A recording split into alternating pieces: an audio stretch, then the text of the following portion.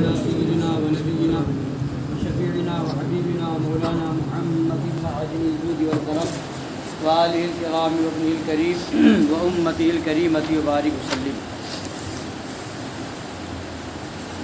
حضرت سیدنا مجدد الفسانی امام ربانی شیخ احمد سرہندی رضی اللہ تعالیٰ عنہ کہ مکتوب شریف سے کچھ باتیں کل آپ نے سماعت فرمائی، کچھ اور سماعت فرمائیں. یہی حضرت مجدد الفسانی قدس سرہ ربانی اپنے انہی خلیفہ سید شیخ فرید علیہ الرحمہ کے نام مکتوبات جلد اول کے مکتوب نمبر 193 میں صفحہ 193 پر فرماتے ہیں: ہر قدر کے اہل کفر را عزت باشد ذلت اسلام ہما قدر است. ای سر رشتہ را نیک باید نگاہ داشت و اکثر مردم ای سر رشتہ را گم کردہ اند و از شومیے دین را برباد دادا. قال اللہ سبحانہ وتعالی یا ایھا النبی جاہد الکفار والمنافقین واغلظ علیہم. جہاد با کفار و غلظت بر ایشاں از ضروریات دین است. فرماتے ہیں یعنی اللہ رسول جل جلالہ و صلی اللہ تعالی علیہ وآلہ وسلم کے دشمنوں کی جس قدر عزت کی جائے گی اسی قدر اسلام کی ذلت ہے. دشمنان رسول کی جتنی عزت کی جائے گی تو اتنی ہی اس میں اسلام کی ذلت ہے. معاذ اللہ رب العالمین. فرماتے ہیں اس سر رشتہ کو خوب محفوظ رکھنا چاہیے. اس بات کو خوب اچھی طرح سے یاد رکھ لینا چاہیے کہ جہاں دشمن خدا یا دشمن رسول کی عزت ہوگی وہاں اسلام کی ذلت ہوگی. جتنی اس کی عزت ہوگی اتنی اسلام کی. تو مطلب کیا ہوا کہ وہابیوں دیوبندیوں کی لوگ صلاح کلی عزت کر کے اس کو اپنے وہاں بلا کر کے یا اس کے وہاں جا کر کے یا جس محفل میں وہ ہے اس میں شامل ہو کر کے وہ صلاح کلی ہمارا کچھ نقصان نہیں کرتے بلکہ وہ اسلام کو ذلیل کر رہے ہیں. وہ اسلام کو ذلیل کر رہے ہیں معاذ اللہ رب العالمین. فرماتے ہیں اس سر رشتہ کو خوب محفوظ رکھنا چاہیے. اکثر لوگوں نے اس سر رشتہ کو گم کر دیا ہے. اکثر لوگ اس سے بے خبر ہیں. اب دیکھیں اس زمانے میں فرما رہے تھے کہ اکثر لوگ اس سے بے خبر ہیں اور اسی کو گم کر دینے کی نحوست کے سبب دین کو برباد کر دیا ہے. اس چیز کو ہی لوگوں نے ختم کر دیا. دشمنان رسول کے ساتھ جو نرمی برتی گئی اسی سے دین برباد ہوا. یہ آج نہیں فرما رہے، کئی سو سال پہلے فرما رہے ہیں مجدد الفسانی رضی اللہ تعالیٰ. فرماتے ہیں اللہ سبحانہ و تعالی فرماتا ہے: اے غیب کی خبریں دینے والے نبی، کافروں اور منافقوں پر جہاد اور ان پر سختی کیجیے. اصحاب فوج و سطوت سلاطین اسلام کو کفار کے مقابل جہاد کرنا اور مسلمانوں کو ان پر سختی کرنا ضروریات دین میں سے ہے. کیا فرما رہے ہیں؟ ضروریات کافروں مشرکوں وہابیوں دیوبندیوں پر سختی کرنا کس میں سے ہے؟ ضروریات دین. ضروریات دین کا مطلب کیا ہوا؟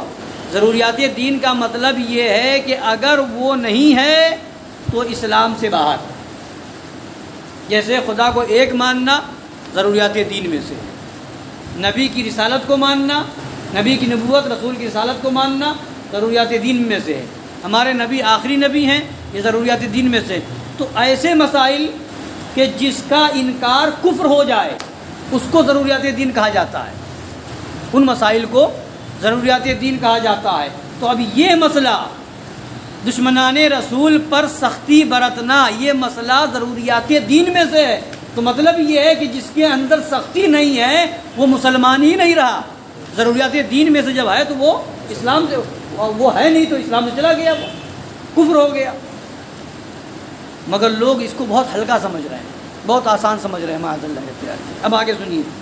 یہی حضرت مجدد الفسانی علیہ الرحمہ اپنے مکتوبات جلد اول کے مکتوب نمبر 269 میں جو اپنے متوسل و مرید مرتضیٰ خان کو تحریر فرمایا، صفحہ 339 پر ارشاد فرماتے ہیں: ہر کسیرا در دل تمنائے امر است از امور و تمنائے ای فقیر شدت نمودن است و دشمنان خدا جل وعلا و دشمنان پیغمبر او علیہ وعلا علی صلوات و تسلیمات و احانت رسانیدن است و این بے دولتاں و خار دانستن ایشارہ و الہ باطل ایشارہ و یقین میدانند کہ ہیچ عمل نزد حق جل وعلا عظیم عمل مرضی ترمیز.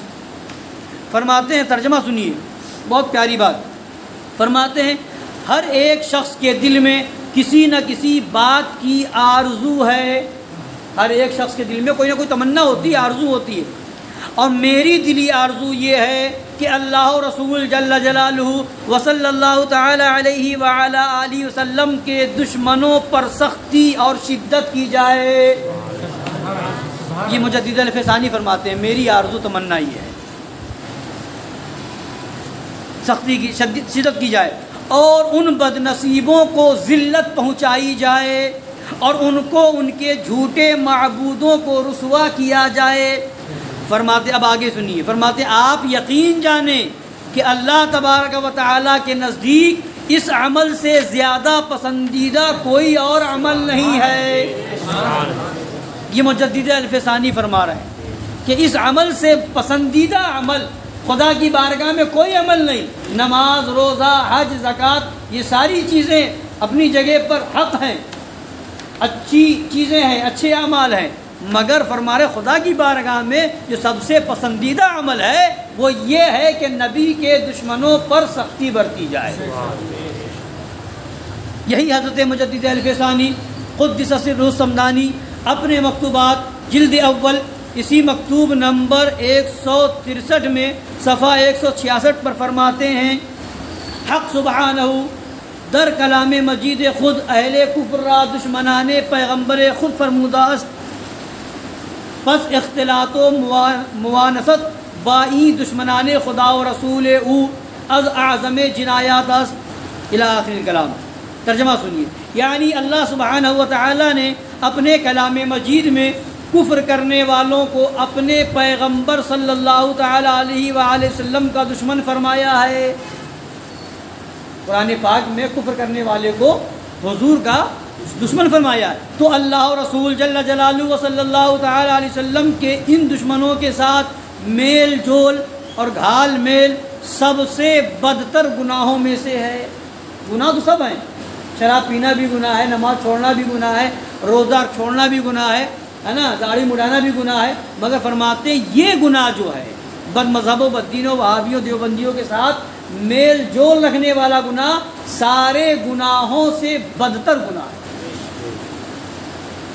ان کی صحبتوں میں بیٹھنے، ان کے ساتھ گھال میل رکھنے کا کم سے کم ضرر یہ ہے کہ شریعت مطہرہ کے حکموں کو جاری اور کفر کی رسموں کو زائل کرنے کی قدرت کمزور ہو جاتی ہے.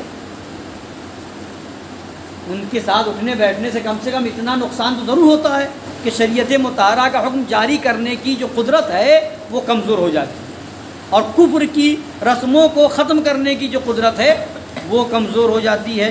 اور میل جول کی شرم اس سے مانع ہوتی ہے. جب میل جول ہوگا تو خیال رکھیں گے نا ہمارا اٹھنا بیٹھنا ہے، ہمارے تعلق ہے، ہم کیسے لکھوائیں کارڈ میں کہ وہابی نہیں آئے گا، ہمارا تو تعلق ہے، ہم کیسے اعلان کروائیں کہ جنازے میں وہابی ہو نکل جائے معاذ اللہ، ہے نا.